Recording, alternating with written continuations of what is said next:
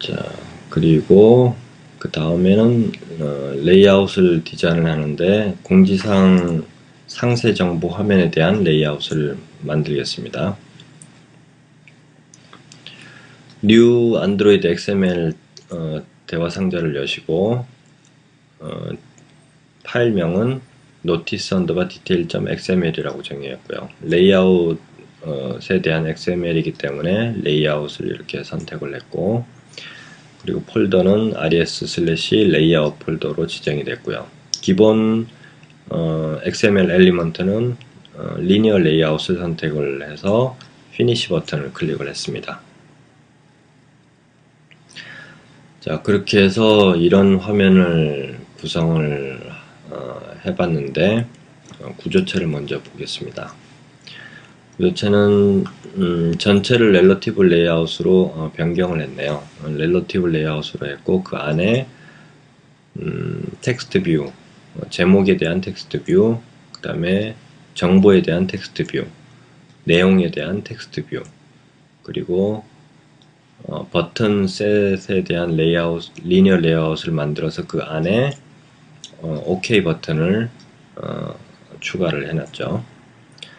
자, 디자인 화면에서 확인을 해보면 이 화면에서는 이제 갤럭시 S 디바이스를 기준으로 디자인을 했고, 그리고 랜드스케이프 가로형을 기준으로 봤을 때 잘 나오는지 확인하기 위해서 이렇게 선택을 했고, 그 다음에 기본 theme 화면은 다이얼로그 화면을 다이얼로그 테마를 지정을 했습니다. 그렇게 하면 이제 다이얼로그 형태의 디자인에서 배경 화면에서 어떻게 나타날 건지를 확인할 수가 있는 거죠.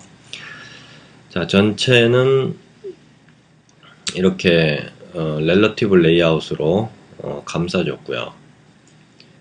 그리고 이게 제가 보기에는 렐러티브 레이아웃에 이제 리니어 그 둥근 사각 틀을 이렇게 배경으로 설정을 한 것 같습니다. 나중에 소스에서 확인할 수 있을 거고요. 그 다음에 이 부분이 이제 제목 객체를 출력한 부분이고, 그리고 중간에 이렇게 선을 하나 그어놨죠.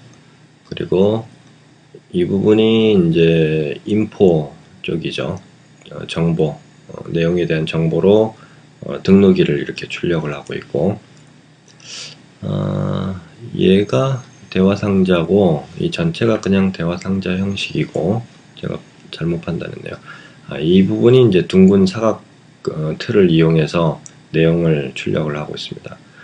배경에 둥근 사각 틀을 넣고 그 안에 텍스트 객체를 넣고 텍스트가 이렇게 출력이 되게끔 하되, 스크롤, 내용이 넘치면은 스크롤해서 볼 수 있게끔 스크롤 처리를 하고 있습니다. 그리고 확인 버튼을 밑에 출력을 하고 있고, 확인 버튼을 클릭을 하면 이 대화 상자가 닫히게끔 이렇게 처리를 하고 있죠. 레이아웃을 구성하는 기술적인 요소를 보면 이 부분이 화면의 크기에 따라서 늘어나고 줄어나되 반드시 확인 버튼 바로 위에 존재를 해야 된다는 그런 기술사항이 있습니다. 자, 레이아웃 소스를 보면서 이제 분석을 해보겠습니다. 어떻게 구성이 되어 있냐면 전체를 렐러티브 레이아웃으로 이렇게 구성을 했고, 그리고 오리엔테이션은 버티컬로 했는데 이거는 리니어 레이아웃의 흔적이라고 보면 되겠습니다. 렐러티브 레이아웃은 이제 오리엔테이션이라는 의미가 별로 없으니까요. 그래도 뭐 소스에 이렇게 그대로 잔재가 남아 있어도 영향은 받지 않습니다. 그 다음에 위더스는 풀페어런트에서 전체가 꽉 차게 했고요. 그리고 하이트는 랩 컨텐트로 이렇게 설정이 되어 있네요. 이게 풀페어런트로 설정하는 게 올바를 것 같은데요. 그리고 안드로이드 민 위더스 최소 가로폭을 120dp로 이렇게 설정을 했네요. 그래서 이제 그거는 아니고 가지고 내용을 좀 더 소스를 파악을 해 보도록 하겠습니다. 그리고 텍스트 뷰 객체를 선언을 해서 서브젝트를 제목을 출력을 하는데 디자인 레이아웃이 어떻게 보이는가를 살펴보기 위해서 텍스트 값에 임의의 값을 긴 데이터를 이렇게 입력을 해 봤습니다. 이 내용은 이제 액티비티에서 사용자 화면에 출력할 때는 리플레이스 교환을 실 데이터로 교체를 해서 출력을 하니까 사용자 화면에는 이렇게 나타나진 않겠죠. 그리고 id는 notice detail subject라고 이렇게 정했고, 스타일, 위에서 정의한 스타일은 위에서 정의한 스타일을 이용해서 개발자가 정의한 스타일 폴더 밑에 notice dialog text subject를 호출해서 스타일을 정의하고 있습니다. 그리고 패딩 right을 8dp로 정의를 했고요.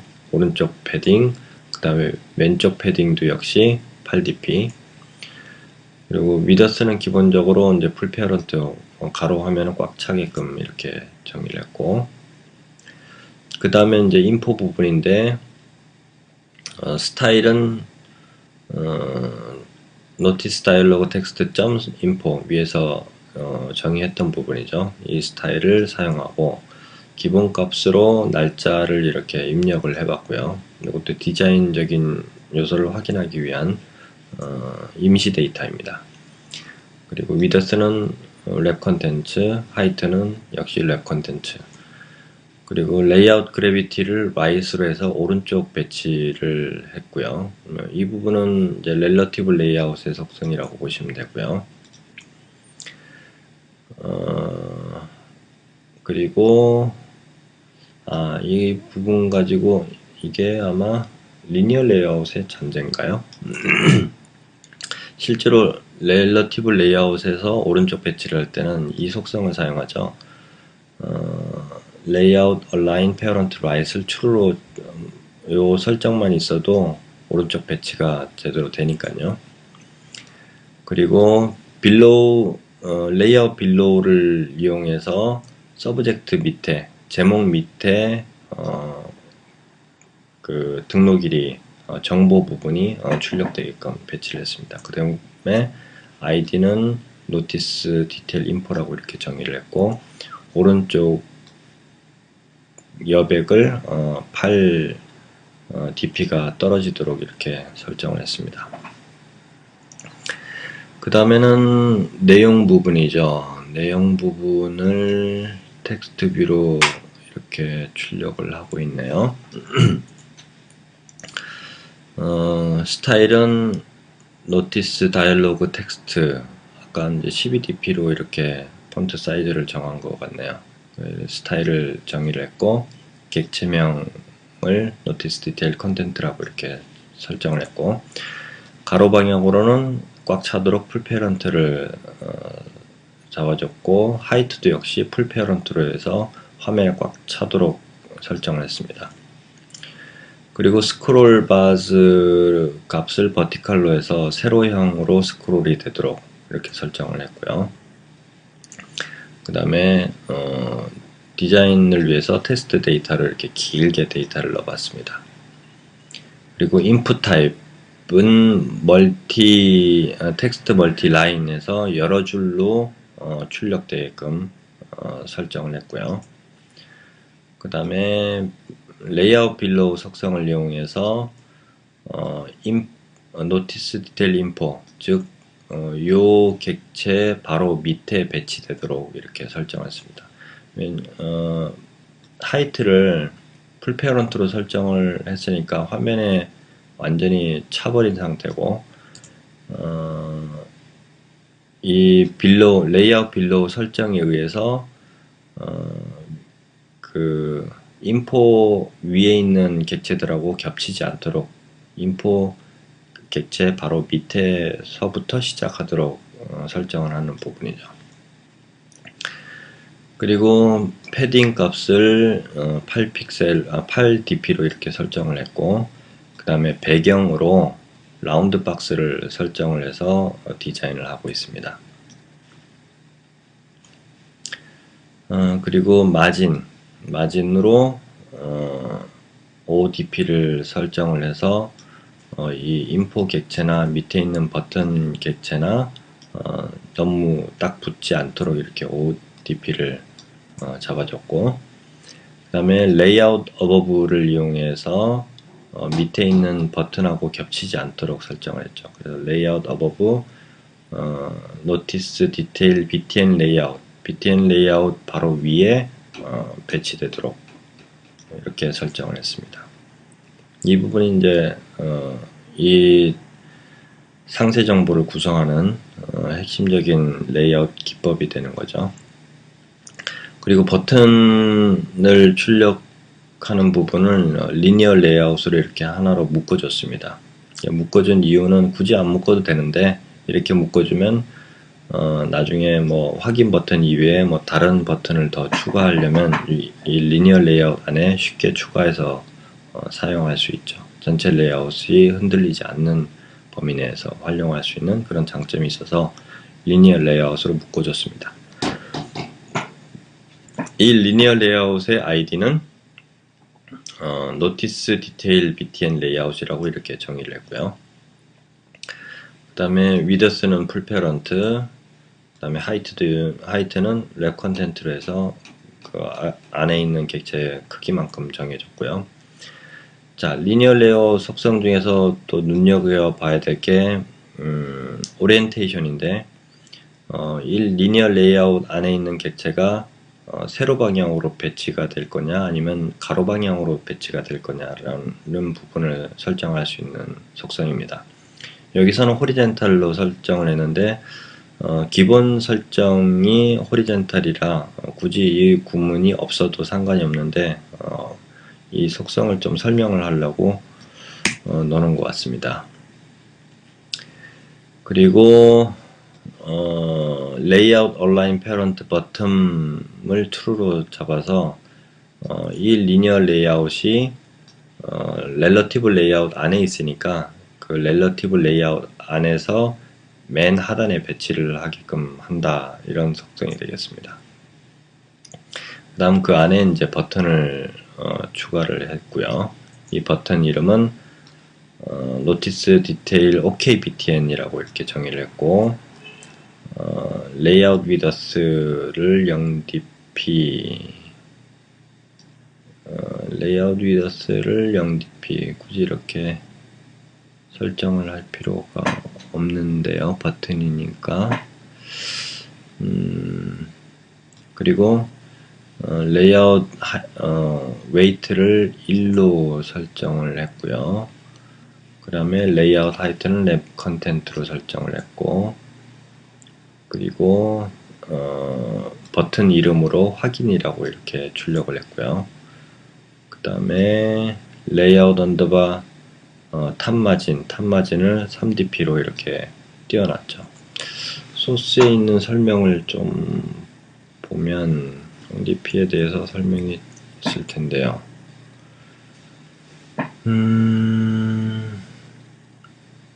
버튼에 대해서는 딱히 설명을 하지 않았네요. 이 부분은 0dp로 해도 그런 효과가 있으니까 했을 텐데, 이 부분은 이제 레이아웃 위드스는 풀페런트라고 이렇게 설정을 해도 상관이 없겠네요.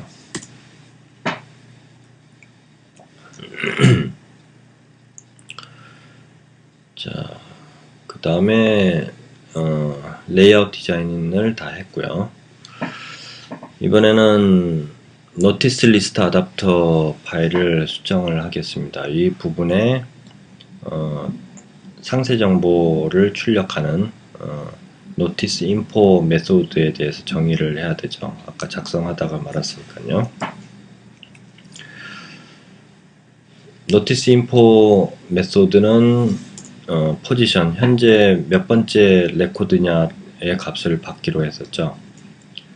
그리고 대화 상자를 띄우는 방법은 이제 다이얼로그라는 메소드를 이용하는데, 이 다이얼로그라는 메소드를 호출을 할 때는 new 구문으로 인스턴스화해서 호출을 할 수가 있고, 다이얼로그가 화면에 출력될 때는 어느 화면에 출력되느냐라는 것을 정의해야 되기 때문에 컨텍스트가 어떤 거냐라는 것을 반드시 지정을 해야 됩니다. 그래서 그 이름을 다이얼로그 객체를 호출해서 다이얼로그라고 이렇게 정의를 했고요.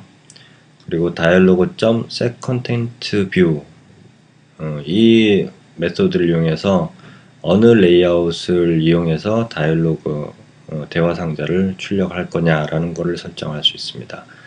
r.layout.noticeDetail 객체를 호출하겠다. 즉, 그 레이아웃 폴더에 안에 있는 notice_detail.xml 파일을 화면에 출력할 레이아웃으로 사용하겠다라고 이렇게 지정한 거죠. 그리고 set title 제목을 공지사항이라고 이렇게 출력을 하겠다라고 정의를 했고요.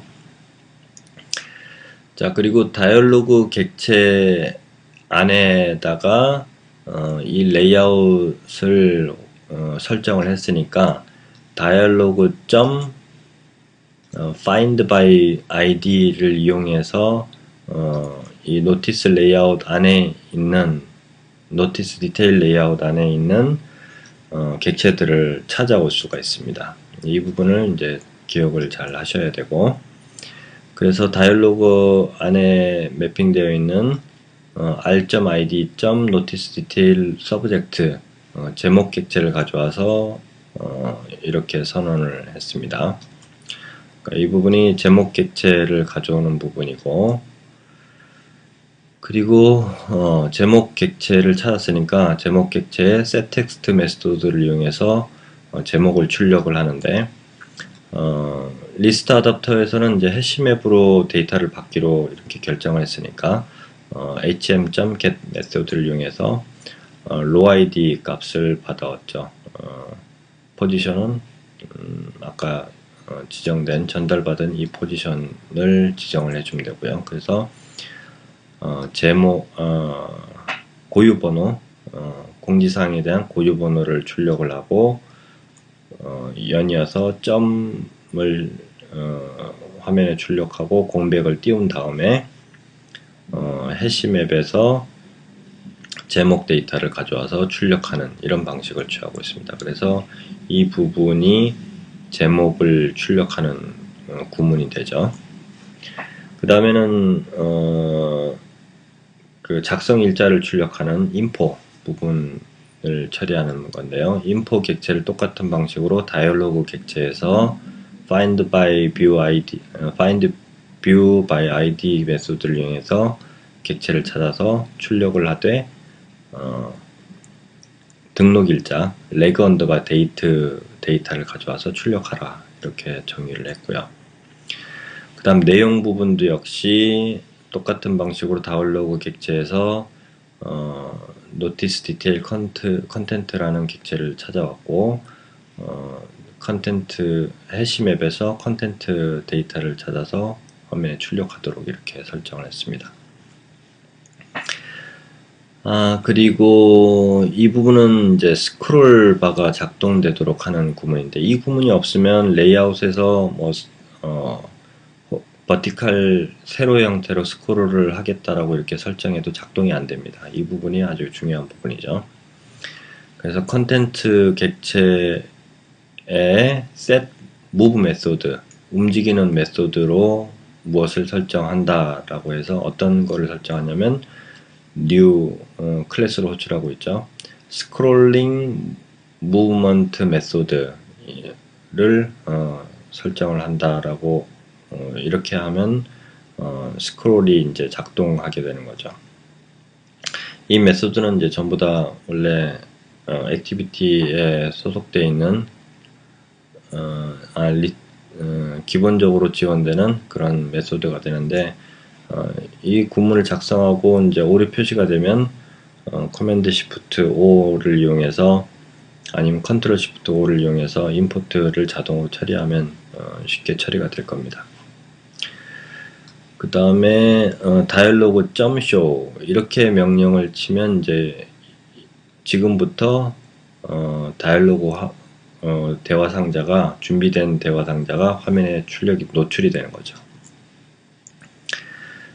자, 그리고 버튼, OK 버튼 처리를 해야 되니까 다이얼로그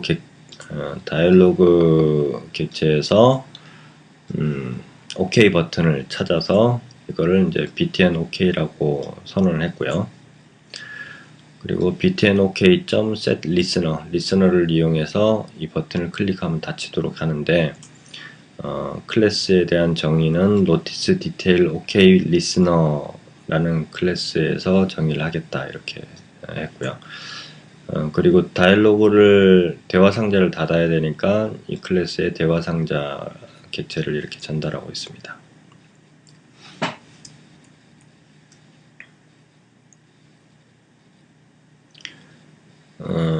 리스너 부분을 이제 설명을 해야 되죠. 아까 notice detail ok listener 클래스를 정의해야 된다고 했죠. 이 클래스를 이제 별도로 바깥에서 구사하는 사례를 보여주기 위해서 서브클래스를 정의하는 방법을 소개를 하고 있습니다. 이 클래스 내부에서만 쓸 거기 때문에 protected라고 이렇게 선언을 했고요. 클래스를 선언한다 라고 작성하고 있습니다.